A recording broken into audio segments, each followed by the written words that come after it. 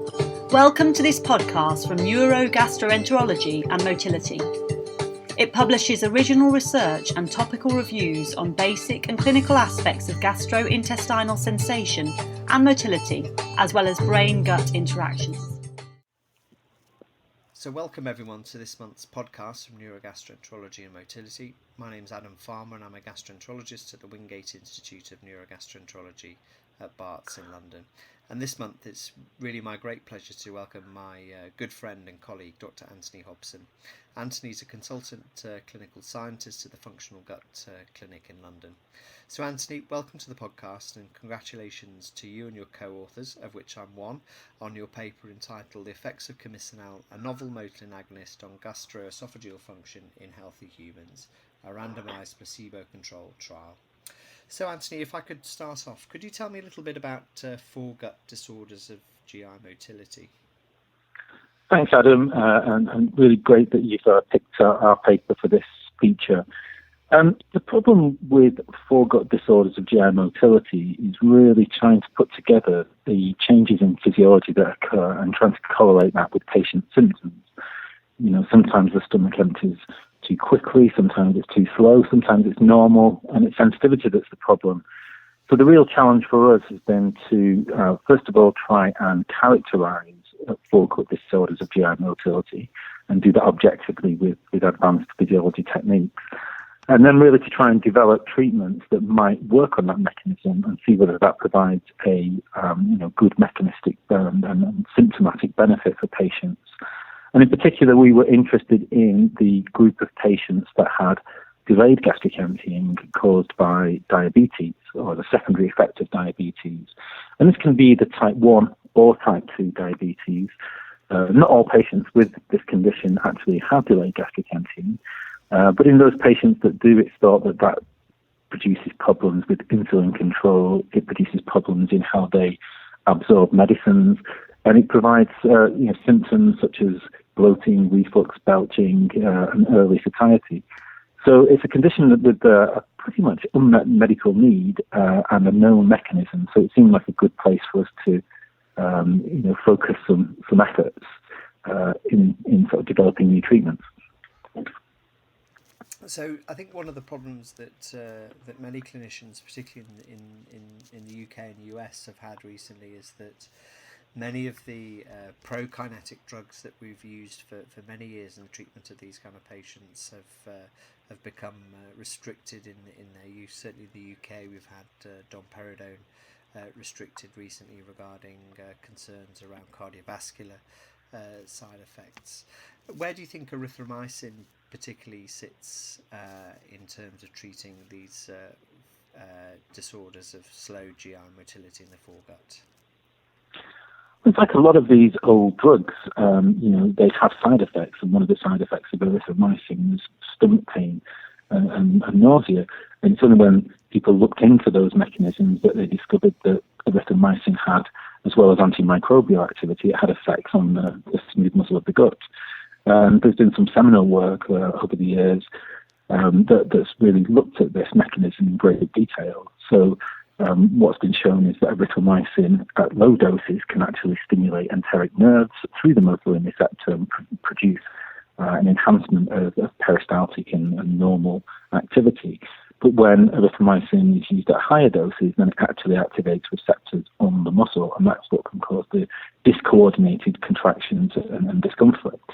So erythromycin has been a good tool for people to understand that the motilin receptor plays an important role in foregut motility, but it has flaws because it wasn't basically designed for the job. You're basically looking at the side effects of a compound that's used to treat infection. So it has limitations, and but the mechanism is fairly well understood. So the drug you used in your study is a new drug called camicinal. What's the mechanism of action of camicinal, and why was it developed?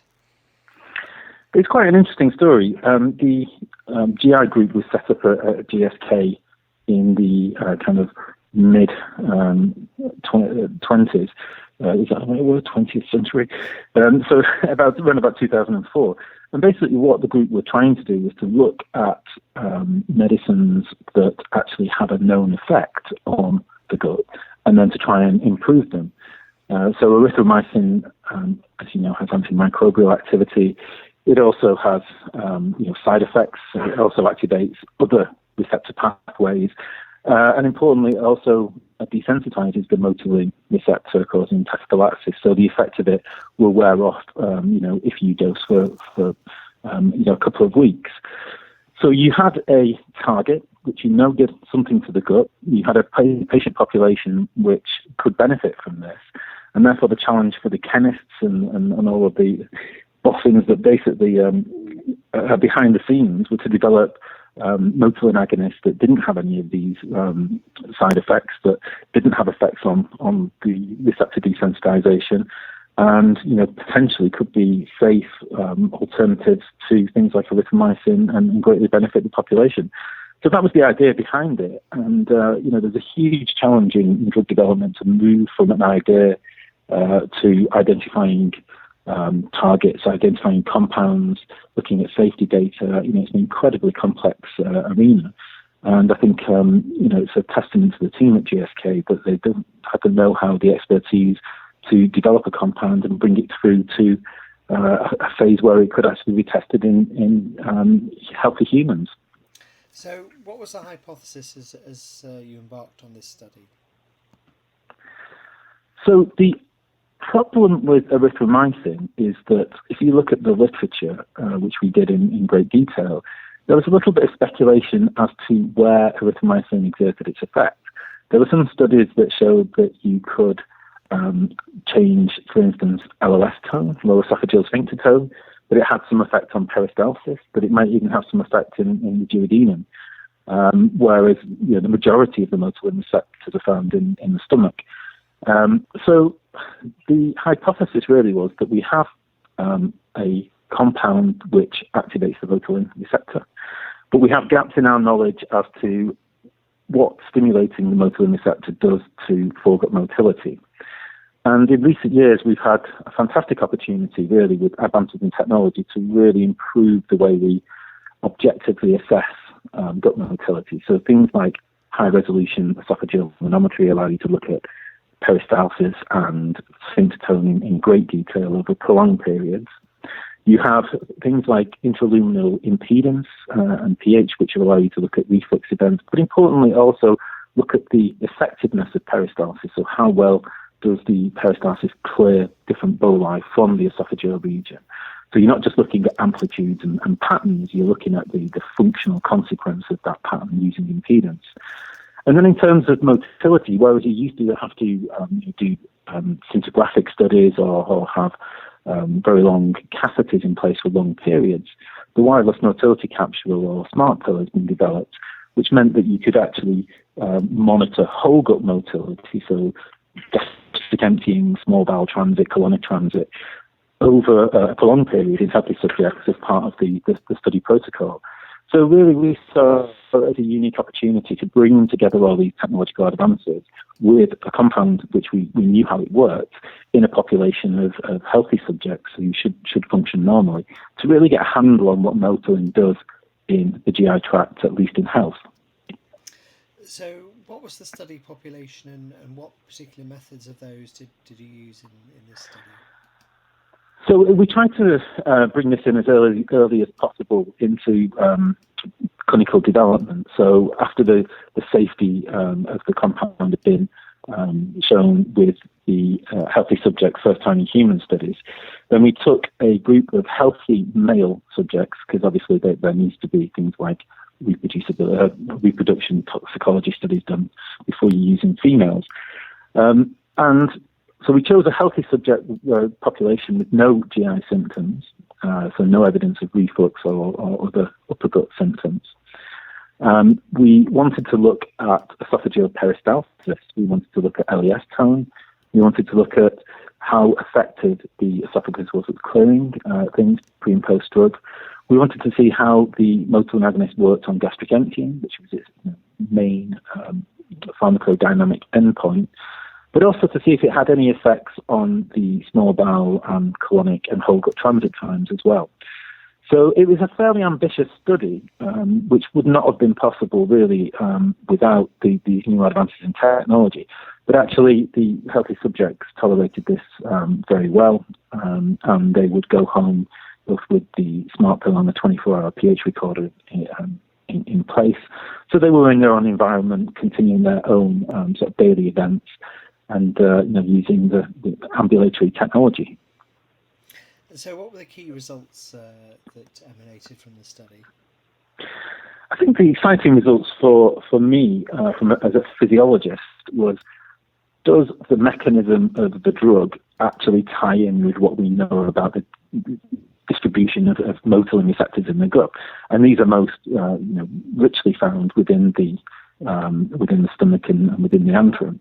And whilst there is evidence there are motilin receptors in the esophagus and duodenum and possibly further down the small bowel, when setting out the hypothesis, we predominantly expected this to have an effect on the stomach. But because there are such a paucity of treatments for esophageal hypomotility, then it was intriguing to think that we might see an effect on peristalsis and LES tone, which could help in patients with that condition and indeed in patients with gastro-esophageal reflux. So the key results showed that actually using these very detailed techniques, we saw no changes in esophageal function. And this is quite interesting because what we think has caused the effects in previous studies were that these were done with quite high doses of IV erythromycin. And as I touched on before, at very high doses, you actually start to directly stimulate the motilin receptors on the muscle.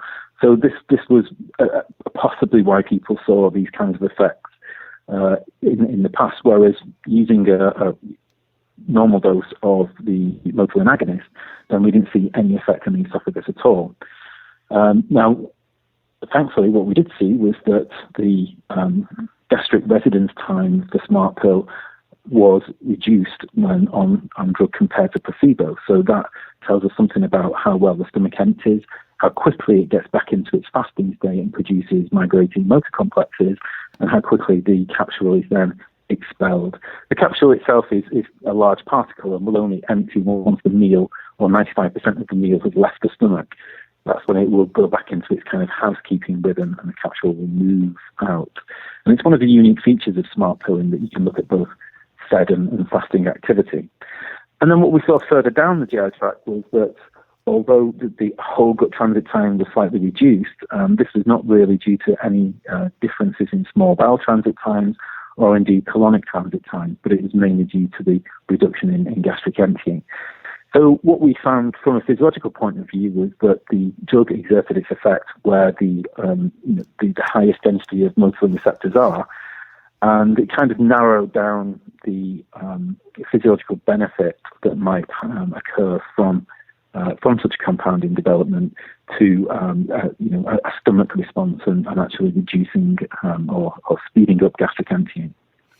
So I think those results are very exciting and have a wider implication for the field across a number of disorders. But what do you think the limitations of your study were? Well, the obvious limitation was that we were studying healthy subjects. And I guess what we were trying to do was to stimulate the spare capacity that is seen in health. And one can not always predict how that might work in people with gastroparesis, where the enteric nerves or the receptors may be disrupted. Because if you've got a compound which actually activates nerves, then you require the nerves to be somewhat intact to have that benefit. The other thing that we saw that was of interest to us was that in those patients that had the slower gastric emptying, they also had an increased number of reflux events. And by speeding up gastric emptying, you seem to reduce the numbers of these events. But the limitation of that finding, of course, is that you're not reducing reflux events in patients with pathological gastro-esophageal reflux. So really what we did with the study was to eke out as much information, physiological and pharmacological information out of a healthy volunteer study that then sets the scene to move forward into clinical populations and see how how that translates into further development. And if I could just ask you one final question, in more broad sense, where do you think the knowledge gaps lie in the field, and where do you think the field's going in the future? I think the big challenge for everyone in the field is to try and understand the relationship between symptoms and physiology. Because most of the patients that describe GI symptoms come from populations that at best are heterogeneous and at worst are just not very well classified at all, then trying to put together a clinical study in a group of patients that have symptoms, which is generally the endpoint you want to improve as a clinician, is very challenging. And even if you then maybe change that mechanism, there's no guarantee that the symptoms would improve. So, for instance, it's been shown that in about 20% of the patients with symptoms of bloating and evidence of early satiety and things like symptomatically, then they also have coexistent problems in the colon and constipation and so forth. So I think the big challenge for everyone is to try and understand the contribution of abnormal motility to the generation of symptoms and understand how you may be able to improve both with pharmacological agents. So it's not an inconsiderable challenge, but I think with the technology that we have now that allows you to look objectively at physiology in a way that we've never had the chance to before, I think we're closer to achieving that than we've ever been before. Yes, I entirely agree that trying to, for want of a better term, physiologically phenotype patients with relationship to their symptoms is absolutely key in moving forward in terms of trying to predict and individualise treatment for our patients. So, Anthony, with that, I'd like to thank you and the co-authors really for your excellent paper and assisting in this month's podcast, and also thank our listeners, of course, for tuning in. I look forward to welcoming you again next month for another. Further information about this paper can be found on the journal website. We hope that you have enjoyed this podcast, and we look forward to welcoming you to next month.